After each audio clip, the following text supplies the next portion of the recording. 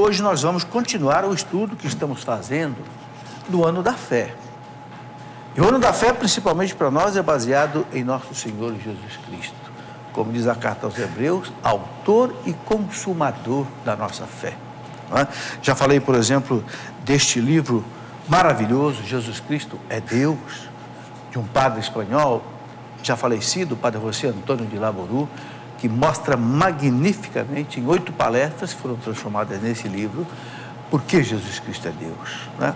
Uma maravilha de livro que quem colocou na minha mão, como eu já expliquei uma vez aqui, há mais de 40 anos atrás, foi o Monsenhor Jonas Abib. Vamos falar um pouco sobre Jesus hoje, em que aspecto? No aspecto da paixão, da morte, da ressurreição de Jesus, da descida à mansão dos mortos. Falamos até aqui nas aulas passadas do que? Das heresias sobre Jesus Cristo, as heresias cristológicas, o arianismo, né? O monotelitismo, o monofisismo e etc. Outras heresias. Agora queremos falar um pouco, né, da redenção de Cristo para salvar a cada um de nós. Bem, vamos comentar um pouco aqui algumas notícias. Eu queria comentar uma notícia que não é bem uma notícia, é um vídeo que eu vi na internet esta semana e que eu fiquei extremamente chocado. Mas fiquei assim, é um vídeo longo, é uma palestra de 1 hora, feita por uma pastora evangélica, protestante, chamada Damares Alves. Guarde esse nome, Damares Alves. Se você entrar aí no Google e digitar aí Damares Alves, vai aparecer. Porque eu pedi ao Sandro fazer um teste aqui, o Sandro fez e apareceu. Damares, D-A-M-E-R-E-S Alves. Essa mulher é advogada, pastora evangélica e é assessora parlamentar no Congresso Nacional e trabalha com aquela frente parlamentar cristã de católicos e de evangélicos que é contra o aborto, contra todas as coisas que não estão de acordo com a moral católica. E a moral também protestante, que é a mesma moral, é a moral cristã. Mas ela faz uma série de denúncias tão pesadas, por exemplo, o que estão fazendo com as nossas crianças nas escolas, com as cartilhas obscenas, pornográficas, ensinando crianças de 5, 6 anos de idade a se masturbarem. Uma coisa horrorosa. Ela conta coisas aqui que eu não tenho coragem de contar aqui. Eu prefiro que você veja no vídeo. Inclusive, uma das coisas que essa pastora defende, chorando, ela defende o nosso terço, porque o terço foi profanado por um artista que recebeu verba pública para fazer uma arte onde ele profana o terço. E sabe por que essa mulher chorou falando disso? Pastora protestante. Ela chorou porque disse: tá bem, vocês são evangélicos como eu, nós não rezamos o terço, é coisa de católicos, mas vocês sabem o que tem na ponta do terço? Na ponta do terço tem um crucifixo, a cruz de nosso Senhor Jesus Cristo. E essa cruz foi profanada de uma maneira assim abominável. E essa mulher chora, Sandro, falando isso. Acho uma coisa impressionante. É um vídeo de mais de 1 hora. É impressionante. Ela mostra, por exemplo, cenas no Amazonas de crianças indígenas sendo enterradas vivas, filmadas, passa o filme. Porque na cultura indígena, quando nasce 2 gêmeos, é considerado maldição, então mata um e tem que enterrar vivo. Ou quando a criança nasce com um defeito genético, e não é criança de 2, 3 meses, não, é criança de 8, 10 anos, você vê no colo, e joga no buraco e tampa a criança com terra. E a FUNAI não faz nada. Eu pergunto, o que a Comissão Indigenista Missionária faz? Eu nunca vi fazer nada. E essa mulher mostra isso em um filme, mas com provas, ela projeta, ela faz uma palestra mostrando, como aqui, no nosso plasma, o filme, entende? Coisas abomináveis. Então, eu não quero que ninguém acredite em mim nem nada, eu não sou autor de nada disso, mas eu gostaria que assistissem o filme.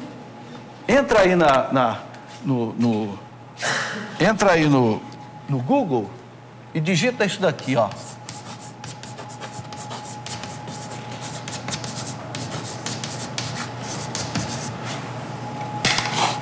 Damaris Alves. O Google vai dar para você o vídeo que eu estou falando. É mais de 1 hora de duração. Agora eu peço o seguinte, assista até o final, sabe por quê? Porque é da metade para o fim que a barra é pesada. 1h13, professor, tá? 1 hora aí? 1h13 minutos. É uma pregação igual vale a pena da Canção assistir. Nova aqui.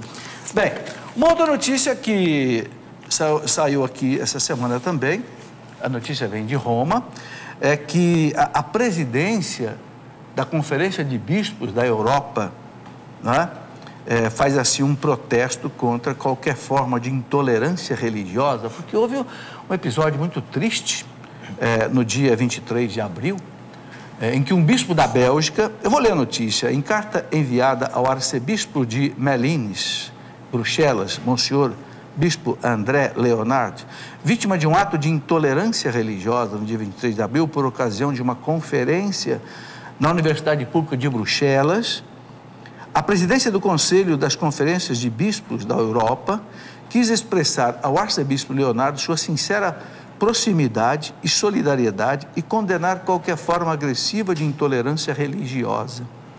Ao mesmo tempo, reitera a posição da Conferência Episcopal da Bélgica, segundo a qual uma discussão democrática sobre questões da sociedade não é possível se não for permitido a todos expor as próprias ideias com respeito mútuo e liberdade de expressão.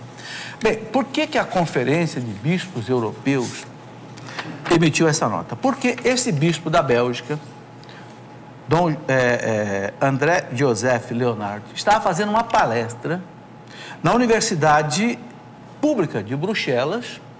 Tudo está filmado na notícia, né? E entra um grupo daquelas mulheres que se chama Femem, um grupo de mulheres que faz protesto, tirando a roupa, mostrando os seios, pinta tudo, né? Simplesmente, o bispo sentado, fazendo a conferência, elas entraram jogando sujeira no bispo, uma água suja, a roupa do bispo ficou toda suja. Que coisa impressionante, que falta de... Isso não é nem um problema religioso, gente. É um problema de educação, um problema de civismo. Não é nem mais uma questão de liberdade religiosa, de expressão de pensamento, de liberdade de consciência. É uma questão de civismo, é uma questão de barbárie. Não é nem questão religiosa. É por isso que os bispos, todos da Europa, fizeram aqui esse desagravo ao bispo Dom José.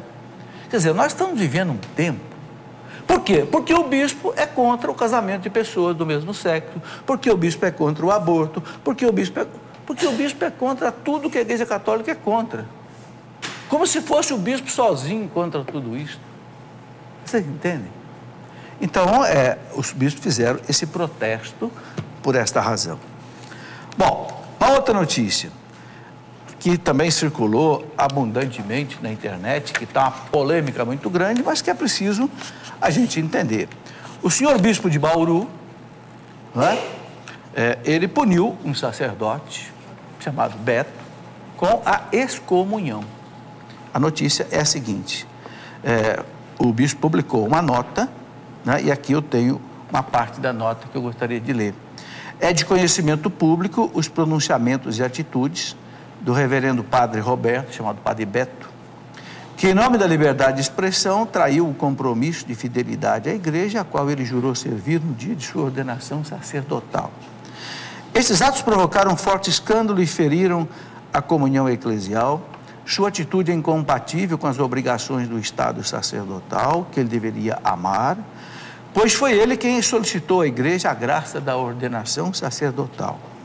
O referido padre feriu a igreja com suas declarações consideradas graves contra dogmas da fé católica, contra a moral e pela deliberada recusa de obediência ao seu pastor, incorrendo, portanto, no gravíssimo delito de heresia e cisma cuja pena prevista no Código de Direito Canônico, o Cânon 1364, parágrafo 1º, é de excomunhão anexa a estes delitos. Uma das obrigações do bispo diocesano é defender a fé, a doutrina e a disciplina da igreja, e por isso comunicamos que o padre Roberto Francisco Daniel não pode mais celebrar nenhum ato de culto divino, nem sacramentos, nem sacramentais, nem mais receber a Santíssima Eucaristia, pois está excomungado. Isso, claro, evidentemente provocou na internet uma discussão tremenda, né? O próprio padre revoltado, jogando o povo contra o bispo, e etc. Agora, é o seguinte, eu fiz questão de assistir o vídeo em que o padre coloca as suas coisas e um vídeo onde o senhor bispo coloca as suas coisas. O padre ensinando uma porção de coisas que a igreja não concorda. Que tem que ter casamento de pessoas do mesmo sexo, que tem que ter ordenação de mulher. Ora, o bispo disse no vídeo dele que faz 4 anos que está chamando a atenção do padre. E o padre não se emenda. Então o bispo deu até o dia 29 de abril para que ele se retratasse de tudo que ele disse nos vídeos, que era contra os dogmas da igreja, contra a moral católica. E o padre simplesmente, no dia 30, no dia 29, não se retratou, né? E pelo contrário, como diz o povo, chutou o pau da barraca. Então o bispo não teve outra alternativa, né? Depois de um processo que ele colocou um perito em direito canônico para tratar, né? O bispo decretou isso que nós acabamos de ler. Ora, gente, o bispo é para isso. Se o bispo for para ficar assistindo todas as coisas erradas na igreja e não fazer nada, não precisa de bispo. Olha, aquele cajado que o bispo carrega na mão, nas cerimônias litúrgicas, aquilo não é um enfeite litúrgico. O que significa o cajado do bispo? É o cajado do pastor, que o pastor lá no tempo de Cristo usava para quê? Para sentar na cabeça do lobo, que vinha comer as ovelhinhas. Esse é o símbolo do cajado. É claro que o bispo não vai sentar o cajado na cabeça de nenhum herege, mas é o símbolo da missão do bispo de afastar do rebanho os lobos, os hereges, a laranja podre que está contaminando as outras, entende? Então, da minha parte, eu só tenho a dar todo o apoio ao senhor bispo diocesano de Bauru. Bem, outra notícia também chocante. Cada dia eu fico mais chocado com certas notícias. Essa notícia vem da França. Um francês, pai de família, é preso em praça pública na França porque estava usando uma camiseta com desenho da família tradicional. Sabe aquele desenho que tem em forma de bonequinho, o pai e a mãe e 2 filhos, um de cada lado? Esse senhor francês estava usando isso na rua. A polícia o abordou e o prendeu, levou para a delegacia, porque o senhor está ofendendo as minorias sexuais, que dizem que família não é isso, pai, mãe e filhos. Brincadeira. Olha a notícia, França, Paris, uma tarde de domingo na Páscoa, uma família reunida no Jardim Luxemburgo para comemorar a festa cristã. O pai, Frank Taleu, vestiu uma camisa com a estampa de uma família tradicional. Foi o suficiente para que a polícia o abordasse e o levasse preso por ferir os sentimentos das minorias sexuais. Após ser liberado, o francês Taleu se questionou ao dar uma entrevista para o jornal francês Le Figaro. Essa entrevista foi publicada inteirinha. E disse o seguinte: se um único desenho de uma família em uma camiseta é imoral e eu vou preso por causa disso, o que dizer se vocês encontrarem um casal na rua de mãos dadas com seus filhos? Será que vocês vão prender todo mundo? É o caso de perguntar. Inteligente o questionamento dele aqui, né? Será que vai prender todo mundo aqui nesse caso? Não é? Quer dizer, porque eu estou usando uma camiseta, onde tem um homem e uma mulher de mão dada, de uma criança de cada lado. Eu vou preso por causa disso? Então ninguém mais pode sair na rua e pai e mãe consigo vai ser preso, porque você está ofendendo as minorias sexuais. Professor, lembrando também que na França teve 2 passeatas esse ano, mas nos primeiros meses, né? Uma contra o casamento homossexual, que deu muito mais gente do que na segunda, que era a favor. Aliás, a segunda foi feita para afrontar a primeira passeata. E ainda assim mesmo, os políticos lá desse país acabou liberando ainda o casamento homossexual, né? E agora a gente tá vendo uma dessa aqui, então... Olha, para a gente encerrar esse assunto e partir para uma outra notícia aqui muito bonita, que é uma notícia sobre o Santo Sudário, eu gostaria de fazer aqui uma reflexão.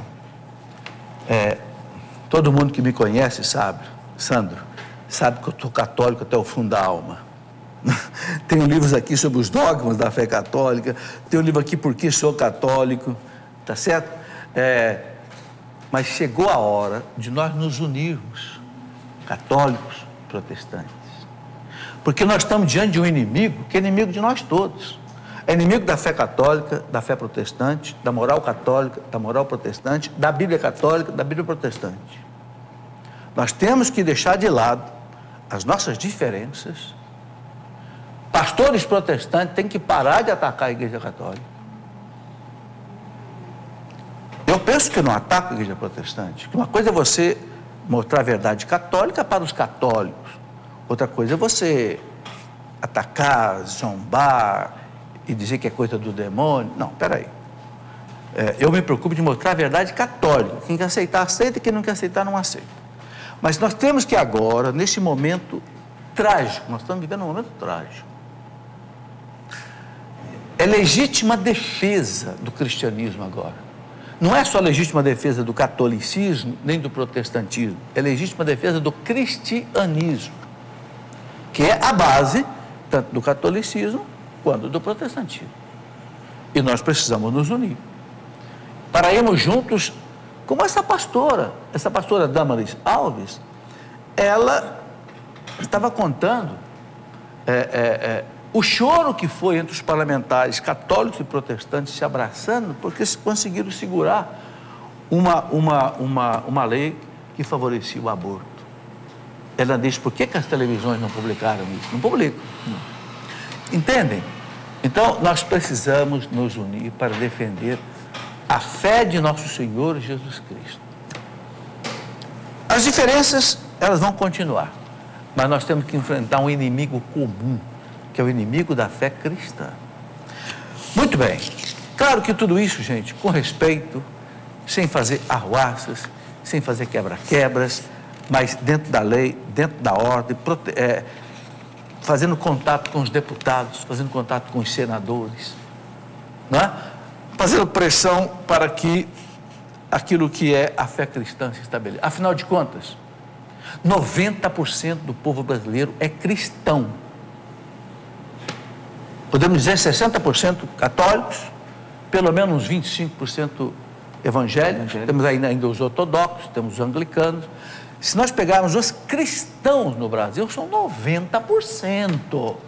Então nós temos o direito, porque somos nós que pagamos os impostos, nós temos o direito de expressar aquilo que nós desejamos para o país. E outra coisa gravíssima, gravíssima, você que tem filho na escola pequeno, escola pública, olhe todos os dias qual é o material que o seu filho está trazendo para casa. Olha as cartilhas que o teu filho está trazendo para casa. Olha, porque muito pai hoje, Sandro, não está nem aí com o que o filho estuda na escola. Quem tem que dar educação religiosa, moral para o seu filho é você, não é o Estado. Não é o Ministério da Educação e Cultura, não é o Ministério da Saúde. Quem tem que dizer para o seu filho o que o seu filho vai viver, vai acreditar, é você que é pai e mãe. Não é o Estado. O Estado não pode ir contra a educação que você quer dar para o seu filho. Mas se nós não fizermos nada, se você não olha o que está acontecendo com o seu filho, se você não vai nas reuniões das escolas, se você não conversa com os professores do seu filho, se você não vê o material que ele traz na mochila dele, amanhã você vai se assustar com o seu filho. Verdade. Vai se assustar, não tenha dúvida. Porque amanhã ele vai chegar na sua casa contando coisa que você vai levar susto.